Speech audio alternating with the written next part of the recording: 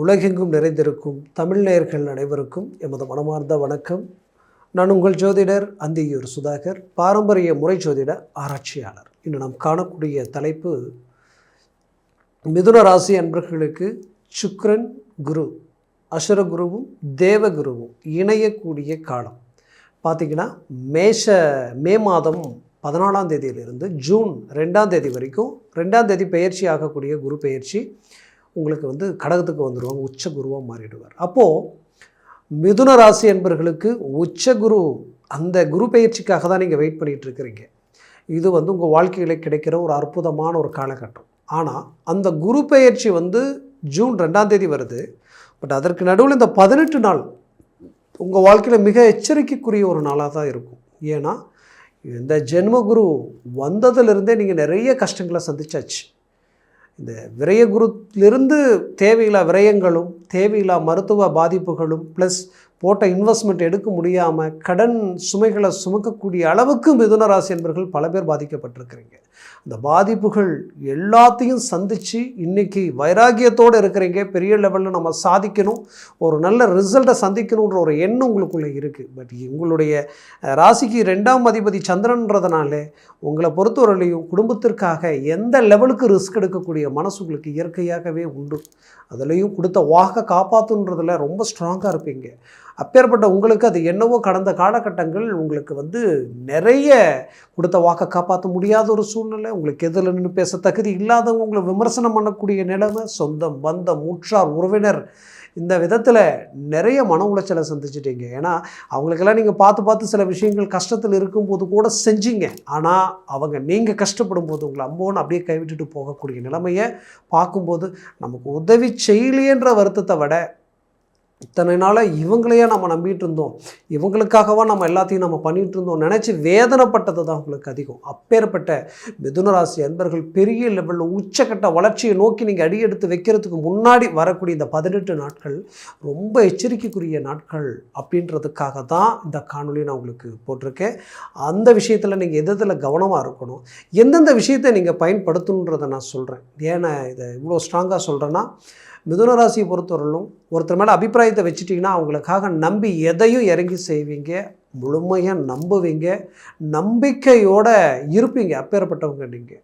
அப்பேற்பட்ட யதார்த்தமான குணம், கடந்த ஒரு சில விஷயங்கள் உங்கள் வாழ்க்கையில் நீங்கள் நம்பினவங்க உங்களை விட்டு, நீங்கள் விரும்பியவங்கள உங்களை விட்டு விலகி போயிட்டாங்கன்னு சொல்லலாம். நீங்கள் யார் மேலே அபிப்பிராயம் வச்சு இத்தனை வருஷம் வாழ்ந்தீங்கன்னா அவங்கள ஒரே நிமிஷத்தில் உங்களை அவமானப்படுத்திட்டு போயிட்டாங்கன்னே சொல்லலாம். அப்படி நிறைய மிதுன ராசி அன்பர்கள் பாதிக்கப்பட்டிருக்கிறீங்க. அப்பேற்பட்ட மிதுன ராசி அன்பர்கள் இப்போது இந்த குரு ப்ளஸ் சுக்கிரன் இணையிற இடமே உங்களுடைய ராசி தான். உங்கள் ராசியில் இணைச்சி டைரெக்டாக 7ஆம் வீட்டை பார்க்குறாங்க. அப்போது இங்கே 7ன்றது என்ன அப்படின்னு பார்த்தோன்னா, உங்களுடைய நட்பு, உங்களுடைய லைஃப் பார்ட்னர், உங்களுடைய பிஸ்னஸ் பார்ட்னர், உங்களுடைய பிஸ்னஸோ உங்களுடைய தொழில் வேலையோ அதை சார்ந்த கிளைண்ட்டு, அப்புறம் உங்களுக்கு மேலே வேலை செய்கிறவங்க, உங்களுக்கு கீழே வேலை செய்கிறவங்க. இந்த விஷயத்தில் ரொம்ப கவனமாக இருங்க. ஏன்னா சொல்கிறேன்னா, நீங்கள் ஒரு இடத்துல வேலை செஞ்சுட்டு இருக்கிறீங்கன்னா நீங்கள் யதார்த்தமாக பேசுவீங்க. அவங்க உங்கள்கிட்ட மற்றவங்க பற்றி பல குறைகள் சொல்லுவாங்க. பட் அவங்க சொன்ன குறைகள் பல சொல்லுவாங்க. ஒரு 10 விஷயங்கள் கூட உங்கள்கிட்ட குறைய சொல்லுவாங்க, உங்களை பற்றி நெகட்டிவாக பேசியிருப்பாங்க. பட் நீங்கள் 1-2 தான் நெகட்டிவ், அதுக்கு பதில் கொடுக்கலான்னு பேசும்போது அந்த வாய் வார்த்தையை உங்களுக்கே திருப்பி விடக்கூடிய அளவுக்கு பாதிப்புகள் நடக்கும். அதை கொண்டு போய் உங்கள் மேலே அபாண்டமாக சுமத்தி அதனால் பாதிக்கப்படக்கூடிய நிலைமை உருவாக்கிடும். அதனால் அந்த விஷயத்தில் ரொம்ப கேர்ஃபுல்லாக நீங்கள் இந்த 18 நாள் மட்டும் இருங்க. அதுக்கப்புறம் ஒன்றும் பயப்பட வேண்டிய அவசியமே உங்களுக்கு இல்லை. வேறு லெவலில் ரிசல்ட்டை நீங்கள் சந்திக்கக்கூடிய நிலையில் இருக்கிறீங்க. அடுத்தது பார்த்திங்கன்னா, லைஃப் பார்ட்னர் ரீதியில் ரொம்ப கேர்ஃபுல்லாக இருக்கணும். நீங்கள் யதார்த்தமாக கோவப்பட்டு ஒரு வார்த்தையை விட்டாலும் அந்த ஒரு வார்த்தை பெரிய லெவலுக்கு பிரச்சனைகளாக மாறிடும். அது உங்கள் வாழ்க்கையை பெரிய லெவலில் பாதிப்பு உண்டாக்கிடும். அதனால் சொல்கிறேன், ரொம்ப கேர்ஃபுல்லாக கணவன் மனைவிக்கிட்டையும், கணவன்கிட்டையும் ரொம்ப எச்சரிக்கையோட ஒரு நல்ல பரஸ்பர அன்போடு இருங்களே தவிர ஆத்திரப்பட்டோ கோபப்பட்டோ தேர்ட் பர்சனுக்காக, அதாவது உங்களுடைய கூட பிறந்தவங்களுக்காக, இல்லை உங்களுடைய நட்புக்காக, இல்லை உங்களுடைய உறவினர்களுக்காக நீங்கள் ஏதாவது ஒன்று எடுத்து பேசி கடைசியில் உங்களுக்குள்ள பிரச்சனையை உருவாக்கிக்காதீங்க. அது ரொம்ப கவனமாக இருங்க. அதே போல் பிள்ளைகள் செயற்கை சிநேகித விஷயங்களில் ரொம்ப கவனமாக அவங்கள பார்த்துக்குங்க. அதாவது மற்றவங்க தப்பு செய்வாங்க, ஆனால் செஞ்ச தப்பை இவங்க மேலே எடுத்து போடக்கூடிய அளவுக்கு சில பாதிப்புகளுக்கு ஆளாக்கக்கூடிய அளவுக்கு சில பிரச்சனைகள் உண்டாகிடும். அதுலேயும் கொஞ்சம் கவனமாக இருங்க. அடுத்தது நீங்கள் செய்ய வேண்டியது என்னென்னா, ரொம்ப அவசியமானது இது. அதாவது நீங்கள் ட்ராவல் பண்ணும்போது எங்கேயாவது போகணும் வரணும்னு நினச்சிங்கன்னா, இந்த குரு பயிற்சி ஆகிற வரைக்கும் இந்த அசுரகுரு தேவகுரு இணைஞ்ச இந்த காலகட்டங்கள் மட்டும் ரொம்ப பொறுமையாக நிதானமாக வண்டி வாகனங்களில் போயிட்டு வாங்க. அது ரொம்ப நல்லது. அதே நேரத்தில் மற்றவங்க கொஞ்சம் வேகமாக வண்டி ஓட்டுவாங்க, அவங்களுக்கு பின்னாடி உட்காந்துட்டு போகிறது கூட இந்த நேரத்தில் அவாய்ட் பண்ணிவிடுங்க. போனாலும் பொறுமையாக போ அப்படின்ட்டு அவங்கள கண்ட்ரோல் பண்ணிவிடுங்க. இல்லைனா அது தேவையில்லாத குழப்பத்தை உருவாக்கிடும், மனசில் வச்சுக்கிங்க. அதே நேரத்தில் நீங்கள் செய்யக்கூடாத சில விஷயங்கள் என்னென்னு பார்த்தீங்கன்னா, மற்றவங்கள நம்பி ஜாமீன் கையெழுத்து போட்டு நானாச்சு பார்த்துக்கலாம் அப்படின்னு நம்பிக்கையை சொல்கிறது ரொம்ப நீங்கள் யோசித்து கொடுக்கணும். அப்படி கொடுக்குறீங்கன்னா ஓகே, சரி இந்த இடத்துல நம்ம வேறு வழி இல்லை அப்படின்னா மட்டும் அதுக்கும் தகுந்தவாறு நீங்கள் பார்த்து சேஃபாக நீங்கள் அதை நீங்கள் செயல்படுத்துறது நல்லது. அடுத்தது பார்த்திங்கன்னா, ஒரு ஆன்லைன் சம்மந்தப்பட்ட ரீதியிலையோ ஒரு பிஸ்னஸ் சம்மந்தப்பட்ட ரீதியிலையோ புதுசாக தொழில் இல்லை ஒரு இன்வெஸ்ட்மெண்ட், இதில் ₹1,00,000 போட்டால் உங்களுக்கு ₹2,00,000 வரும், இப்படியெல்லாம் ஒரு நல்ல விஷயங்கள் இருக்குது அப்படின்னு யாராவது சொன்னாலும் அதை பற்றி எவ்வளோ ஸ்ட்ராங்காக இருந்தாலும் இந்த கேப்பில் எதையும் செய்யாதீங்க. இந்த நேரத்தில் அதை தள்ளி போட்டுருங்க, அது உங்களுக்கு நல்லது. அடுத்தது பார்த்திங்கன்னா, உங்களுடைய பிஸ்னஸ் கிளைண்ட்டோ உங்கள் வேலை சார்ந்த ரீதியில் வரக்கூடிய கிளைண்ட்டுக்கிட்ட பொறுமையாக பேசுங்க. அவங்கக்கிட்ட அவங்க கோவப்பட்டு பேசினா கூட அவங்கள சாந்தப்படுத்தி பிடிச்சி அனுப்பிடுங்க. அதுதான் புத்திசாலித்தனம். இல்லைனா அது அந்த இடத்துல தேவையில்லாத இஷ்யூவாக மாறிடும். ஏற்கனவே நீங்கள் ஏதாவது ஒரு டாக்குமெண்ட் சம்மந்தப்பட்ட பிரச்சனைகளில் ஏதாவது ஒரு பாதிப்போ இல்லை அக்கௌண்ட் சம்மந்தப்பட்ட ரீதியில் உங்களுக்கு ஏதாவது ஒரு குழப்பங்கள் இருந்தாலும் அந்த விஷயங்களை இந்த நேரத்தில் பெருசாக அதை பற்றி கலைச்சி பேசியோ அதை ஏதாவது சரி பண்ணலான்ற பெரிய ரிஸ்கில் எடுக்க வேண்டாம். புத்திசாலித்தனத்தில் எதையாவது ஒன்று செய்யலாமே தவிர பேச்சுவார்த்தையில் சரி பண்ணலான்றதை இந்த நேரத்தில் தவிர்த்துடுங்க. ஏற்கனவே ஒரு சில சம்பவங்கள் நடந்துருச்சு, அதை பற்றி உட்காந்து பேசி ஒரு சமரசத்துக்கு வரலாம் அப்படின்னு நினச்சாலும் இந்த நேரத்தை அதை தவிர்த்துடுங்க.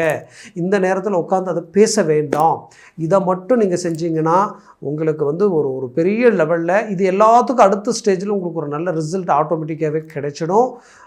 பசங்க நல்லா படித்தவங்களாக இருப்பாங்க, நல்லா படித்த பசங்களாக இருப்பாங்க. ஆனால் நல்லா படித்தவங்க பார்த்தா நல்ல ரிசல்ட் கொடுக்கல, நான் எதிர்பார்த்த பர்சன்டேஜுக்கு ரொம்ப கம்மியாக வந்துருச்சு அப்படின்ற ஒரு வருத்தம் உங்களுக்குள்ளே இருந்தாலும் அடுத்தடுத்த ஸ்டேஜில் அவங்க நல்ல உங்களுக்கு ரிசல்ட் கொடுக்க போகிறாங்க. அதனால் அவங்கக்கிட்ட எதுவும் ப்ரெஷர் கொடுத்து பேச வேண்டாம். பொறுமையாக ஹேண்டில் பண்ணி அழகாக கொண்டு வந்துடுங்க. கண்டிப்பாக அவங்க உங்களுக்கு நல்ல ஒரு பலமான ஒரு நல்ல மனநிறைவை கொடுத்துருவாங்க அடுத்த காலகட்டங்களில். இதில் குறிப்பாக விரும்பியவர்கள் பிடிச்சவங்க, நீண்ட நாளாக விரும்பியவர்களும் சரி, நீண்ட நாளாக ஒரு நல்ல ரிலேஷன்ஷிப்பில் இருக்கக்கூடியவங்களும் சரி, அதே நேரத்தில் ஒரு நல்ல நெருங்கிய நட்பாக இருந்தாலும் சரி, நீங்கள் ரொம்ப கேர்ஃபுல்லாக இருக்கணும். ஏன்னா இங்கே பிரச்சனையே இந்த இடத்துல தான் வரும். ஏன்னா அசுரகுரு தேவகுரு ஃபஸ்ட்டு அந்த இடத்த தான் பாதிக்கும். அந்த நட்பு ஏதாவது ஒரு சின்ன காரணமே இல்லாத சங்கடத்தினால பெரிய பிரிவை சந்திக்கிறதுக்கு உண்டான வாய்ப்பு இருக்குது. அதனால் நீங்கள் கொஞ்சம் கவனமாக இருந்தீங்கன்னா அந்த நிலைமை அந்த இடத்துல வராது. வந்துருன்றதை நான் ஸ்ட்ராங்காக சொல்லணுன்றது என்னுடைய ஆசை இல்லை, வந்துடக்கூடாதுன்றதுக்காக தான் நான் சொல்கிறேன்.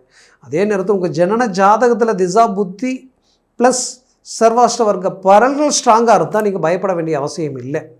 ஏன்னா இவ்வளோ ஸ்ட்ராங்காக சொல்கிறேன்னா அது நீங்கள் ஜனன ஜாதகத்தை பார்த்தா தானே உங்களுக்கு தெரியும். நீங்கள் பார்க்காமலே இருக்கிறீங்க, அதுவும் வீக்காக இருக்குது, இங்கேயும் வீக் ஆகிடுச்சு. அப்போ அந்த பிரச்சனையை சந்திக்கும் போது அது ரொம்ப மன அழுத்தத்தை கொடுத்துரும். ஏன்னா அடுத்தது உங்களுக்கு நல்ல ஒரு அருமையான குரு பயிற்சி காத்துக்கிட்டு இருக்குது. இந்த நேரத்தில் இதில் பாதிக்கப்படாமல் இருந்தீங்கன்னா அதை நீங்கள் பெரிய லெவலில் உங்களுக்கு சாதகமாக்கி ஒரு சக்ஸஸ்ஃபுல்லாக சந்திக்கிறதுக்குண்டான வாய்ப்புகள் இந்த இடத்துல இருக்குது.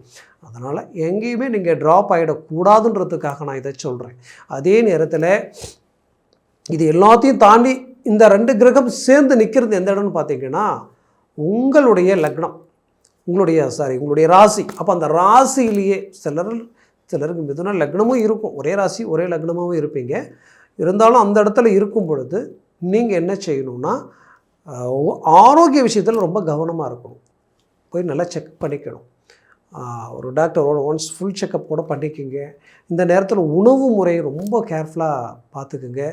கண்டிப்பாக சொல்கிறேன், இந்த 18 நாள் தூக்கமின்மை அதிகமாக இருக்க வாய்ப்புகள் இருக்குது. தூக்கம் வரலை, என்னன்னே தெரியல, மனசு குழப்பமாக இருக்குது, பதட்டமாக இருக்குது, ஒரு மனநிறைவு இல்லை, உங்களுக்கு வேண்டியவங்க உங்களை காயப்படுத்துவாங்க, உங்களை சுற்றி இருக்கக்கூடிய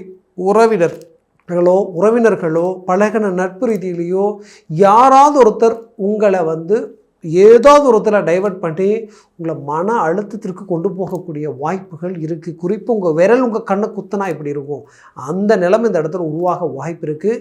கம்பல்சரி இது எதுக்குமே இடம் கொடுக்க வேண்டாம். இது எல்லாம் ஜஸ்ட் நமக்கு ஒரு காணல் மாதிரி தான், இது மாறிடும் அப்படின்ற ஒரு எண்ணத்தோடு நீங்கள் செயல்படுங்க. கண்டிப்பாக நீங்கள் எதுலேயுமே மன உளைச்சலுக்கு ஆளாகியோ தூக்கம் கெடக்கூடிய நிலைமை வந்துருச்சுன்னா கண்டிப்பாக ஆரோக்கியத்தை பாதிச்சிடும்.